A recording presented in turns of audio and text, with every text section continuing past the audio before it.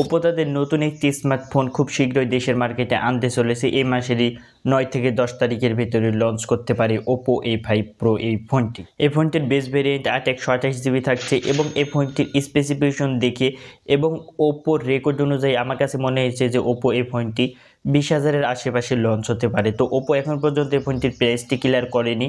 তারা বলেছে যে এই ফোনটি যেদিন তারা লঞ্চ করবে সেদিনই প্রাইসটি ক্লিয়ার করবে। তো স্পেসিফিকেশনগুলো দেখে আপনাদের কাছে এই ফোনটির দাম কত মনে হতে পারে বা ওপো কত রাখতে পারে এটা অবশ্যই গেস করে জানাবেন। তো আজকের এই ভিডিওতে আমরা এই ফোনটি সম্পর্কে জানবো এবং এটা জানার চেষ্টা করবো যে এই ফোনটি আসলে 20,000-এর ভিতরে লঞ্চ হলে কেমন হবে। তো প্রথমে আমরা বক্স কন্টেন্ট নিয়ে জানবো। তো ফোনটির বক্সের ভিতরে আপনারা ইউজার ম্যানুয়াল, ব্যাক কভার, 45 ওয়াটের একটি charger, type C cable, SIM ejector pin এবং পেয়ে যাবেন কাঙ্ক্ষিত ফোনটি। তো বন্ধুরা এই হলো ওপো A5 Pro ফোনটি। তো ফোনটির ডিজাইনটি এখানে বেশ সুন্দর দিয়েছে ওপো, এটা আমরা বলতেই পারি। এখানে প্রিমিয়াম টাইপের ভাইব আছে। তো যেটা আপনারা সকলে জানেন যে ওপোর ডিজাইনগুলো এখানে তারা ভালোই দেয়, কারণ তারা অফলাইনে বেশি মার্কেটিং করে। তো অফলাইনে মার্কেটিং করার জন্য ডিজাইনটি বেশ ইম্পর্টেন্ট একটি বিষয় হয়ে থাকে। তো এই ফোনটি ব্যাক সাইডে হলো লেদার ফিনিশ, মোট দুটো কালারে পাওয়া যাবে, অলিভ গ্রিন এবং ব্রাউন কালারে।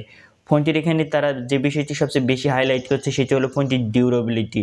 তারা দেখাচ্ছে যে ফোনটি 2 তলা বিল্ডিংয়ের ওপর থেকে পড়ে গেলেও কিছু হবে না, এতটাই শক্ত তারা বলছে। এবং এটাও বলছে যে ব্যাক কভার লাগিয়ে যদি ফোনটি 4 তলার উপর থেকে ফেলানো হয় তবু ফোনটির কোনো কিছু হবে না। তো ফোনটি এখানে অবশ্যই শক্তপোক্ত রয়েছে এটা বলতে পারি। ফোনটিতে আপনারা IP66, 68 এবং 69-এর মতো রেটিং পাবেন। তো ফোনটি এখানে ফুললি ওয়াটার প্রুফ এটা আমরা বলতেই পারি। তো এই বিষয়গুলো ফোনে দেওয়া ভালো, তার পাশাপাশি যদি স্পেসিফিকেশনের দিক দিয়ে ভালো হয় তখন এইগুলো ভালো হয়, কিন্তু এগুলো দিয়ে যে স্পেসিফিকেশনের দিক দিয়ে কম দিয়ে দেবে সেক্ষেত্রে আসলে যারা বোঝে তারা এই সকল ফোনগুলো কিনবে না।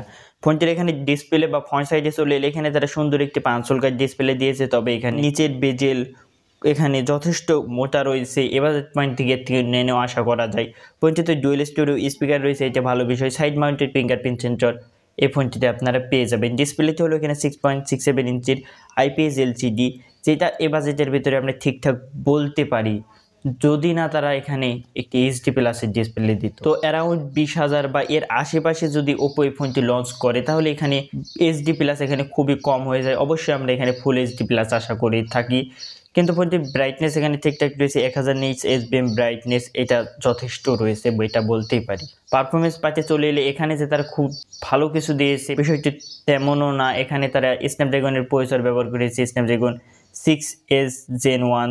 এই চিপসেটটি সম্পর্কে অনলাইনে খুব একটা বেশি তথ্য নেই, তবে এর আন্তর্জাতিক স্কোর দেখে আন্দাজা করতে পারেন এর পারফরমেন্স কেমন পাবেন। আন্তর্জাতিক স্কোর 2,69,000-এর আশেপাশে চলে এসেছে, যেটি খুবই কম হয়ে যায় 20,000 বাজেট সেগমেন্টের আশেপাশে। আমরা 15,000-22 সেগমেন্টেও এর থেকে বেটার পারফরমেন্স বা বেটার চিপসেট আশা করে থাকি। কিন্তু ফোনটির ভেতরের দিক দিয়ে যে বিষয়টি ভালো লাগার দিক রয়েছে সেটা হলো ফোনটির সফটওয়্যার পার্ট। এখানে out of the box Android 15 পাচ্ছেন, তার সাথে ColorOS 15 পাচ্ছেন। তো যেটা আপনারা সকলেই জানেন যে ColorOS যথেষ্ট ভালো, তবে এখানে তারা এই বাজেট সেগমেন্টের স্মার্টফোনের ভেতরে তারা বেশ কিছু ব্লোটওয়্যার দিয়ে দিয়েছে বা প্রি ইনস্টল অ্যাপ দিয়ে দিয়েছে, যেগুলো আপনারা ইচ্ছা করলে খুব সহজে আনইনস্টল করে নিতে পারবেন। তো এইটা খুব একটা বেশি আপনাদেরকে প্যারা দেবে না। বাদ বাকি সফটওয়্যার এখানে দুর্দান্ত রয়েছে। এখানে বেশ কিছু AI ফিচার্স তারা দিয়েছে, যেমন AI ইরেজার বা ফটো এক্সপেন্ড ইত্যাদি ধরনের তারা বেশ কিছু AI ফিচার এই ফোনটিতে দিয়েছে। ব্যাটারি সেকশনও তারা এখানে খুবই দুর্দান্ত দিয়েছে।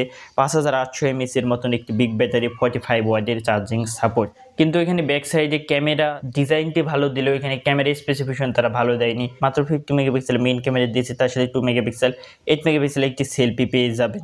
এখানে আপনার হাই রেজলিউশন ভিডিও শ্যুট করতে পারবেন না। তো এখানে যদি হাই রেজলিউশন দিত তাহলে ভালো হতো। সর্বোচ্চ 1080p 30 fps পাবেন। আর ফোনটি থেকে তোলা ছবিগুলো এখানে কিছুটা কালারগুলো বুস্ট করে, ডিটেল কিছুটা কমই এখানে মনে হয়েছে আমার কাছে পার্সোনালি দেখে।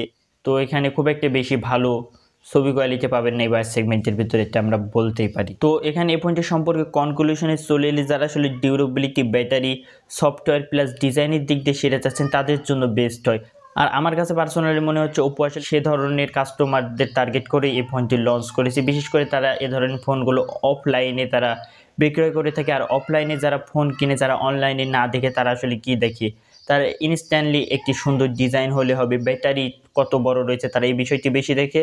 তার পাশাপাশি এখানে কত ওয়াটের চার্জিং সাপোর্ট রয়েছে এবং প্লাস একটি যদি ভালো ব্র্যান্ডের ফোন হয় তাহলে তাদের পারচেস ডিসিশনটি তারা ইনস্ট্যান্টলি নিয়ে নেয়, আর সেক্ষেত্রে এই ফোনটি একটি পারফেক্ট চয়েস। কিন্তু যারা ফোন সম্পর্কে ভালো বোঝে, যারা ডিসপ্লে, তার পাশাপাশি পারফরমেন্স কেমন, ক্যামেরা কেমন, যারা এই সকল বিষয়গুলো দেখে তারা এ ধরনের ফোনগুলো আসলে চয়েস করবে না। তো আপনার কি মতামত? এই ফোনটি কত টাকা বাজেট সেগমেন্টের আশেপাশে লঞ্চ করতে পারে? আর এই ফোনটি সম্পর্কে একটি মতামত অবশ্যই কমেন্ট বক্সে জানিয়ে যাবেন।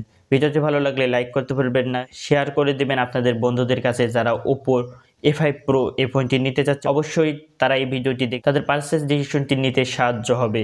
তো দেখার জন্য কোনো ভিডিওতে, ভালো থাকবেন, সুস্থ থাকবেন, আল্লাহ হাফেজ।